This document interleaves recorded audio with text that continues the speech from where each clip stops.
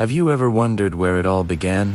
Not just our cities, our writing, or our laws, but the very first spark of civilization itself. For decades, we thought we had the story figured out. First came agriculture, then permanent settlements, and finally, complex society with its grand temples and art. But what if I told you that story is completely backward? What if the temple came first?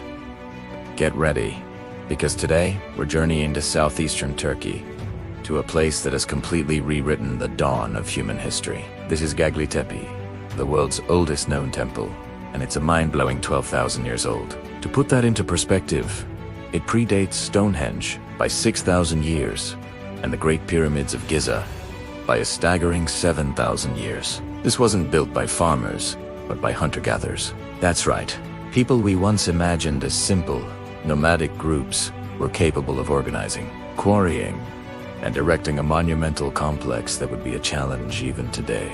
Imagine standing on this windswept hill 12 millennia ago.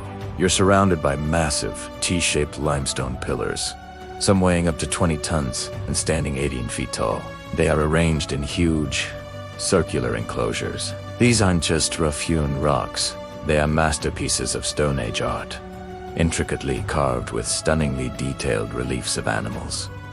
Fierce boars, prowling leopards, scuttling scorpions, graceful cranes, and cunning foxes. These carvings are more than just decoration. They're a window into the minds of our distant ancestors. What did these animals represent? Were they guardians, spirits, or figures? From a long-lost mythology, the pillars themselves are stylized human forms, with arms carved along their sides and hands clasped at their navels. Were these representations of ancestors, powerful shamans, or even the first gods? We don't have the written word to tell us, but the art speaks volumes about a rich and complex spiritual world. The discovery of Göbekli Tepe in the 1990s by the German archaeologist Klaus Schmidt sent shockwaves through the academic world. The sheer scale and sophistication of the site were unbelievable for its time. How did prehistoric hunter-gatherers, without metal tools, without pottery, and supposedly without permanent settlements, achieve this architectural feat? The logistics are mind-boggling. They had to quarry these gigantic stones from a nearby limestone plateau, transport them hundreds of meters, and then lift them into place. This would have required a massive, coordinated workforce, something we never thought possible for societies of that era. This leads us to the revolutionary idea that Schmidt proposed. It was unto agriculture that led to civilization, but the desire to worship together. The need to build and maintain a sacred site like Göbekli Tepe may have been the very catalyst that forced people to settle down. Think about it. Feeding hundreds of workers for an extended period would have been a monumental task.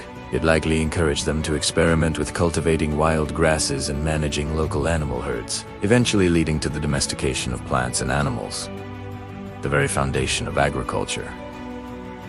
So, Göbekli Tepe wasn't just a temple. It may have been the world's first large-scale communal project, a cathedral on a hill, as some have called it, drawing people from miles around to participate in its construction and its rituals.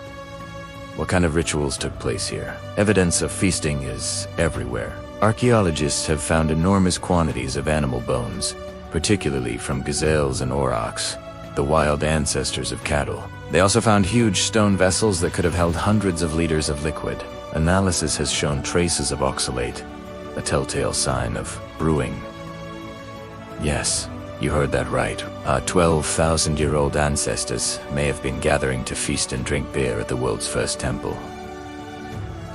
This wasn't a somber place. It was a vibrant center of social and spiritual life. One of the most profound mysteries of Göbekli Tepe is what happened to it. After about 1,000 years of use, around 8,000 BC, the site was deliberately and meticulously buried. The magnificent pillars, the circular enclosures, everything was covered with tons of earth, flint, and stone tools, creating the artificial hill that preserved it perfectly for millennia. Why would they do this? Why bury their most sacred creation? Was it a form of decommissioning a ritual space once its power had faded? Were they hiding it from a new generation with different beliefs? Or was it a final, grand offering, sealing the spirits within the earth forever. It's a puzzle that continues to baffle archaeologists. And here's the most exciting part.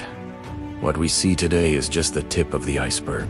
Geophysical surveys have revealed that there are at least 16 more enclosures buried beneath the ground, some appearing to be even larger and older than those already excavated. It's estimated that less than 5% of Göbekli Tepe has been unearthed. That means that for every question answered, dozens of new ones are waiting just beneath the surface. We are only just beginning to scratch the surface of this incredible discovery. Göbekli Tepe forces us to reconsider the very definition of primitive. It shows us that our hunter-gatherer ancestors were not just surviving, they were thriving. They were intellectually sophisticated, spiritually motivated, and capable of incredible feats of cooperation and engineering. They had a complex symbolic system, a deep connection to the natural world, and the ambition to create something permanent, something that would transcend their own lives. This ancient temple on a Turkish hilltop is more than just a pile of old stones. It's a testament to the enduring human quest for meaning. It's a reminder that the drive to come together, to build, to create, and to connect with something larger than ourselves is one of the oldest and most powerful forces in our history. It's the birthplace, not just of religion, but perhaps of society itself. What do you think? What purpose did Göbekli Tepe serve, and why was it intentionally buried? Let me know your theories in the comments below. I'd love to read what you think about this incredible mystery. Thank you so much for joining me on this journey back to the dawn of civilization. If you found this as fascinating as I do, please hit that like button, subscribe to the channel, and ring the notification bell so you don't miss our next adventure into the past. Until next time, stay curious.